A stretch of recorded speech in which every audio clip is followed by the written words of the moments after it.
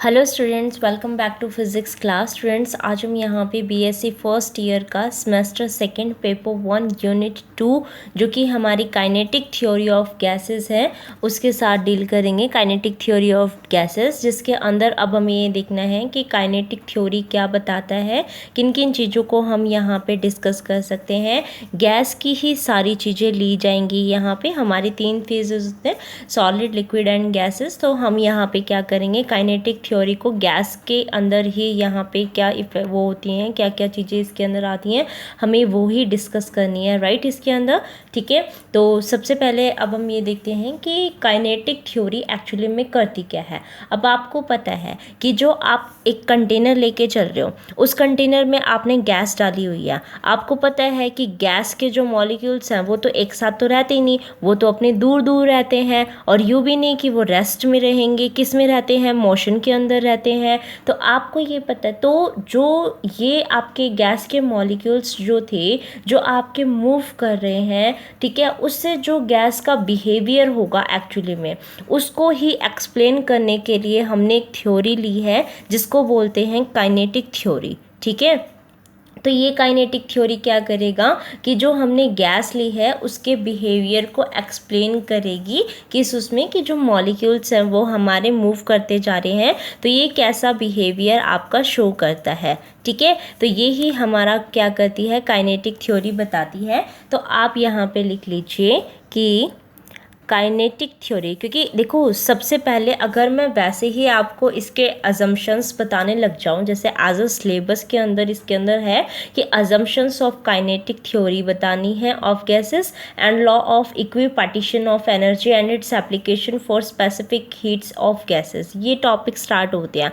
अगर मैं इनिशियली वहाँ पे चली जाऊँगी तो आपको इस काइनेटिक थ्योरी का मतलब तो समझ ही नहीं आएगा, है ना। तो अब हमें ये पता चला कि काइनेटिक थ्योरी से हम करने क्या वाले हैं, हम उसके गैस का बिहेवियर, उसका नेचर शो करने जा रहे हैं। और इससे हम क्या करेंगे, जो मॉलिक्यूल्स हमारे मूव कर रहे हैं तो कितना क्या प्रेशर लग रहा है, कैसा क्या टेम्परेचर रहेगा, ये सारी चीज़ें हमें इसके अंदर इस बताने के लिए, मतलब कौन बताएगा, काइनेटिक थ्योरी बताएगी। तो आप कहोगे कि kinetic theory of gases explains the behavior of gases based on the idea that the gas consists of rapidly moving atoms और molecules.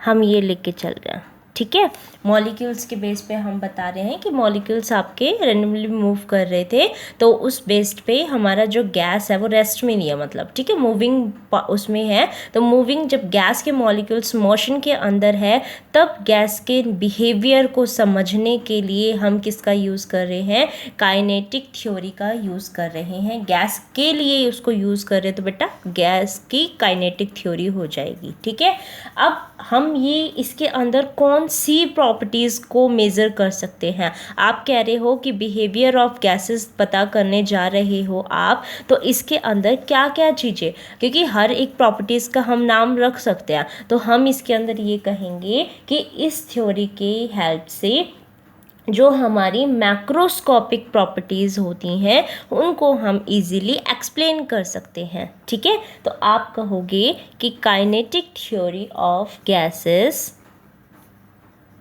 Attempt to explain the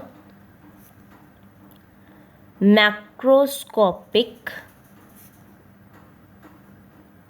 properties of gases.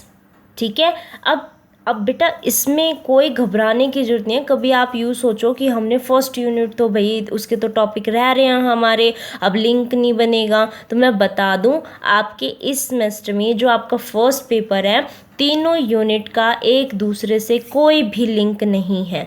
ठीक है। First unit जो आपकी थी वो पूरी की पूरी इलास्टिसिटी के ऊपर थी, ठीक है। सेकंड थ्योरी के अंदर हम गैसेस के बारे में पढ़ेंगे, तो गैसेस और इलास्टिसिटी का क्या मतलब, उस वे में जो वहाँ हमने पढ़े थे उसका रोल यहाँ नहीं है कोई भी, ठीक है। तो आप बेझिझक अपना ये यूनिट स्टार्ट कर सकते हो, वहाँ से इसका कोई रोल नहीं है, ठीक है। वहाँ फर्स्ट यूनिट से सेकंड यूनिट का कोई रोल नहीं है। और एक बात और बता दूँ, सेकंड यूनिट का और फर्स्ट यूनिट का थर्ड यूनिट से भी कोई रोल नहीं है, ठीक है। वो दोनों भी आपके एक दूसरे से इंटर रिलेटेड नहीं है। पूरी फर्स्ट यूनिट एक अलग चीज़ है, सेकंड यूनिट एक अलग है, थर्ड एक अलग चीज़ है, ठीक है। तो आपको इन तीनों के ऊपर अलग अलग से ही फोकस करना पड़ेगा। तो अब यहाँ पे हमने बताया कि एक्सप्लेन करता है मैक्रोस्कोपिक प्रॉपर्टीज़ ऑफ गैसेस। अब आप कहोगे कि मैम ये कौन सी प्रॉपर्टीज़ आ गई हैं, तो कहेंगे कि ये वो प्रॉपर्टीज़ हैं जैसे आपका वॉल्यूम हो गया, टेम्परेचर, या फिर क्या बता सकते हैं जो हमारी ट्रांसपोर्ट प्रॉपर्टीज़ होती हैं, प्रेशर को भी बता सकते हैं, वैसे आप बता सकते हो प्रेशर को भी, ठीक है। और ट्रांसपोर्ट प्रॉपर्टीज़,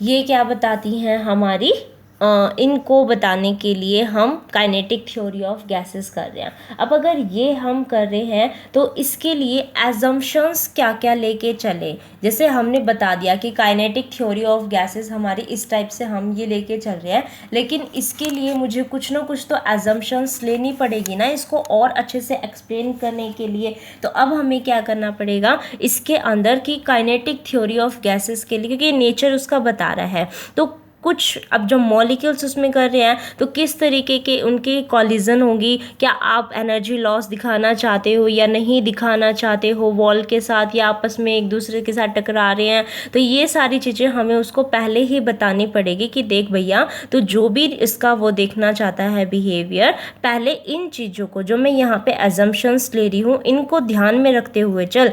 अगर हमने अजम्पशन में ये कह रखा है कि इलास्टिक कॉलिजन, इसका मतलब हम किसी भी तरीके का काइनेटिक एनर्जी का लॉस नहीं करवा रहे हैं वहाँ पे, और हमारी जो मोमेंटम है वो भी क्या है हमारा कंजर्व्ड रहेगा, चाहे वो खुद से दूसरे मॉलिक्यूल से वो करे, इंटरेक्ट करे या कॉलिजन करे, या फिर जो हमारा जिस कंटेनर में हमने उस गैस को फिल किया हुआ था, इस कंटेनर में हमने जिस गैस को फिल किया हुआ था इस कंटेनर की वॉल के साथ इंटरेक्ट करे वो, तो हमारा कोई भी एनर्जी का लॉस वहाँ पे ना हो, जिस स्पीड से वो मूव कर रहा था उसी स्पीड से ही वो मूव करता रहे, उसका कोई लॉस ना हो वहाँ पे, ठीक है। तो अगर ये इस तरीके से हम कर रहे हैं तो हमें कुछ उसकी एजम्पशंस बतानी पड़ेंगी। तो आप लिख लीजिए यहाँ पे assumptions of kinetic theory of gases, assumptions of kinetic theory of gases. अब हमें क्या बताना है बेटा, इसमें हमारी assumptions बतानी होंगी, ठीक है। तो फर्स्ट लिख लीजिए कि फर्स्ट इसके अंदर लिखेंगे कि जो हमारी गैसेस हैं, ठीक है, हमने ये कहा है ना कि गैसेस हमारी एटम या मॉलिक्यूल, तो हम इसमें मॉलिक्यूल्स ही लेके चल रहे हैं, तो हम ये कहेंगे कि जो हमारी गैस है वो हमारी मॉलिक्यूल से मिलके बनी हुई है और वो हमारी रैंडमली डायरेक्शन के अंदर, क्योंकि वो कहीं कहीं मूव कर रहा है तो हम ये कहेंगे वो रैंडमली मूव भी कर रहा है, ठीक है। तो आप लिखोगे all gases are made up of molecules and they are molecules के बारे में बता रही हूँ, molecules are moving in random direction, ठीक है। ये अजम्पशन ली। सेकंड मैं ये लेके चल रही हूँ कि जो सेपरेशन होगा हमारा मॉलिक्यूल्स के बीच में वो हमारा ज़्यादा होगा हमारे मॉलिक्यूल्स के साइज़ के रिलेटेड, यानी कि एक मॉलिक्यूल यहाँ है, एक मॉलिक्यूल यहाँ होगा, तो इतना ये जो डिस्टेंस है ये आपका ज़्यादा होना चाहिए इसके साइज से। तो आप कहोगे कि separation between the molecules is much greater than the size of molecule, size of molecule. ठीक है, हमने साइज ऑफ मॉलिक्यूल से ज़्यादा हमारे दो मॉलिक्यूल्स का डिस्टेंस लिया है। थर्ड क्या कहेंगे, हम ये कहेंगे कि जिस कंटेनर में मैंने गैस को डाला हुआ है वहाँ पे जो मॉलिक्यूल्स हैं वो कोई भी इसकी वॉल के ऊपर फोर्स एक्सर्ट नहीं करेगा कॉलिजन की ड्यूरेशन पे। अगर यहाँ करेगा तो वैसे भी हम मतलब उस चीज़ को हम निगलेक्ट ही करके चलेंगे कि ये हमारा इस वॉल के ऊपर ये फिक्स है, यहाँ पे इसके ऊपर कोई फोर्स एक्सर्ट नहीं कर रहा जब ये आपस में मूव कर रहे थे और इसके साथ कोलाइड करवा रहे थे, क्योंकि अब जैसे एकदम मूव करेगा तो इसके साथ तो कोलाइड करेगा ना बेटा। तो हम ये कह रहे हैं कि इस वॉल के ऊपर कोई भी फोर्स एक्सर्ट नहीं करेगा। एक्सर्ट करना मतलब लगाना, कोई फोर्स नहीं लगाएगा। ठीक है, तो आप लिखोगे when A gas sample is kept in a container, molecule of sample doesn't exert any type of force on the walls of container during the collision। ठीक है, उसके बाद मैं कौन सा रूल लूँ? अब जो हमने टाइम इंटरवल लिया है दो मॉलिक्यूल्स के बीच का टकराने का, वो भी ऐसा नहीं ले रहे भाई बहुत ज़्यादा टाइम लग गया उन दोनों को आपस में वो कॉलिजन करवाने के लिए। तो वो टाइम जो होगा हमारा उनके बीच का कॉलिजन का, चाहे वो दो मॉलिक्यूल्स आपस में टकराएं या फिर वो मॉलिक्यूल अपने इसके वॉल के कंटेनर की वॉल के साथ कॉलिजन करे, वो टाइम कॉलिजन हर जगह ही हमने बिल्कुल स्मॉल ही लेके चलना है, बहुत बड़ा नहीं लेना कि भाई बहुत ज़्यादा टाइम लग गया उनको कॉलिजन करने में। ठीक है, वे लड़ते ही जा रहे हैं ऐसा नहीं लेके चलना। ठीक है, तो हम क्या लिखेंगे कि time interval of A collision between two molecules and between molecule and wall is considered to be very small। हम उसको छोटा ही लेके चल रहे हैं। ठीक है, पेज टर्न कर लेते हैं।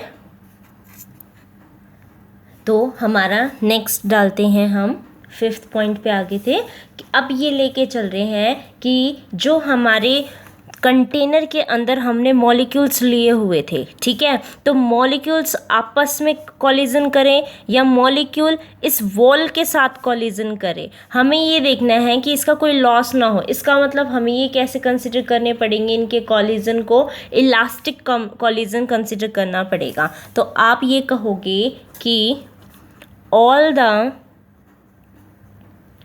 Collision between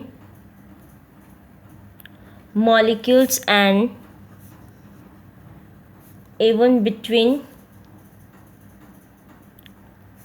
molecules and walls are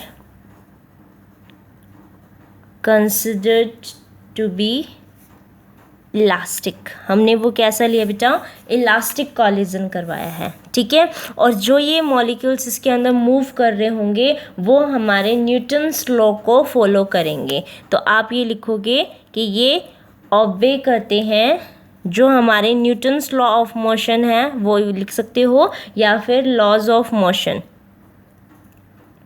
laws of motion या न्यूटन्स लॉ ऑफ मोशन को फॉलो करते हैं। ठीक है, नेक्स्ट ये लिखूंगी इसके अंदर कि जो हमारे मॉलिक्यूल्स हमने इसके अंदर रखे हुए हैं, ठीक है, अगर हमारे पर्टिकुलर मतलब टाइम के बाद अगर रह जाते हैं, मतलब हमने करवा दिया, उसके बाद ये अपने आप ही किसके अंदर आ जाएंगे, अपने रेस्ट पोजीशन या स्टेडी स्टेट की पोजीशन के अंदर आ जाएंगे। अगर हमने पर्टिकुलर कोई सॉल्यूशन है, ठीक है, अगर उसको मिक्सर में रखा हुआ है तो मॉलिक्यूल्स मूव करते रहते हैं, लेकिन अगर पर्टिकुलर टाइम इंटरवल के उसमें अगर मैंने उसको जो अपना जार है उसको एज इट इज़ रख दिया तो उसके अंदर जो मॉलिक्यूल्स है वो अपने रेस्ट में आने स्टार्ट हो जाते हैं, ठीक है। इसका मतलब वो स्टेडी स्टेट के अंदर अपने आप ही आने स्टार्ट हो जाएंगे। तो वैसे ही इसके अंदर भी है कि एक पर्टिकुलर सफिशिएंट ऑफ टाइम के बाद ये जो है अपने आप ही अपने स्टेडी स्टेट के अंदर आना स्टार्ट कर देंगे।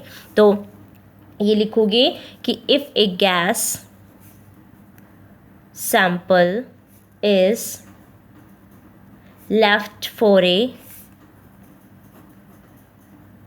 sufficient time, it eventually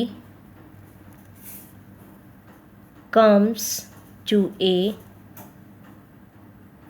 steady state। वो अपने आप ही क्या करेगा, उसके स्टेडी स्टेट के अंदर आना स्टार्ट कर देगा, ठीक है।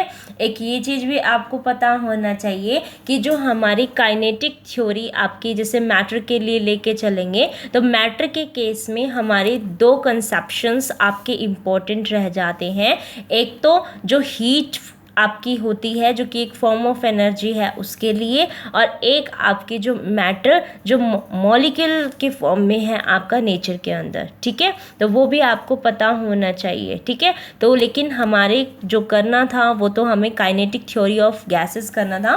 वैसे हमारी जो काइनेटिक थ्योरी है वो पूरे मैटर और आपके जैसे आपके सॉलिड लिक्विड गैस तीनों के लिए ही है, लेकिन बेटा हमें किसके बारे में यहाँ पे डील करना है, गैसेस के बारे में करना था, ठीक है। लेकिन अब आपके दिमाग में ये भी तो चल रहा होगा ना कि सबसे पहले किसने किया, कैसे किया इसको, तो उनका भी तो थोड़ा बहुत डिटेल आपको पता होना चाहिए ना। तो आप यहाँ पे लिखिए हेडिंग बना के कि जो एलिमेंट्स आपके इसके अंदर आते हैं, elements of kinetic theory were